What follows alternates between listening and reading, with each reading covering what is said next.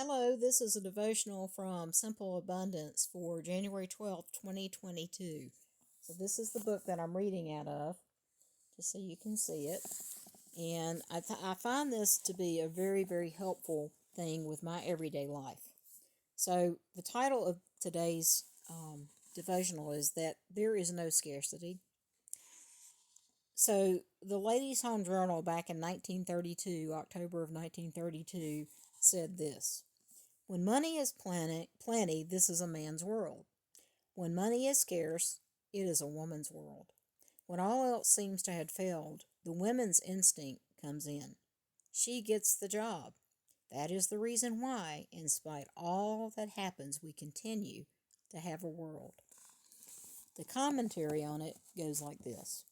When you're worried about your health or the health of loved ones, your concentration focuses like a laser. Suddenly, there's clarity about all of life because you realize what is important. Living is important. Every day is a gift. You ask for another chance to get it right. Most of the time, you're given it, and you're very grateful. But worries about money mock you. They steal the joy of living because they follow you all day like a dark, menacing shadow. At night, they hover at the foot of your bed, waiting to rob you of your sleep. When you're worried about money, you dread the days and you agonize at night. Without thinking, you throw away every precious 24 hours that comes your way. You cease to live and you merely exist. If you're worried about money today, take heart.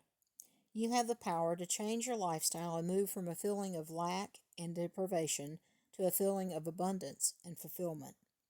Money ebbs and flows in our lives. What should remain constant is our realization that abundance is our spiritual birthright. American gospel singer Mahalia Jackson once said that it is easy to be independent when you've got money, but to be independent when you haven't got a thing, now that's the Lord's test. This is what I've learned and share with the seeker in you. The simpler we make our lives, the more abundant they become. There is no scarcity except in our souls. Gosh, I have a lot to say about this, but I'll try to keep it brief. In fact, I had no idea that that was going to be the devotional for today, but yesterday I was thinking about a precious, precious family that I knew when I was a young adult. And I remember the father of the family would say to me, if your problem can be fixed by money, you don't have a problem. Let me say that again. If your problem can be fixed by money, then you don't really have a problem. Now, it may not seem like that as you go day to day, sloughing through, trying to make enough money or, change enough money or move enough money to pay the day in and day out bills. But the fact of the matter is, if money can solve it, then that's an easy fix. And what I mean by that is, anybody that has been through a health scare or had any situation that really, like the book said, laser focuses your attention onto the what's important in life. I've been there several times. The biggest occasion was when my precious, precious daughter, who is now 32 with a daughter of her own, was born at 24 weeks. And everything that goes with that. I didn't do anything wrong. It was just part of the chemical makeup that's hereditary, and we didn't know that until she was born.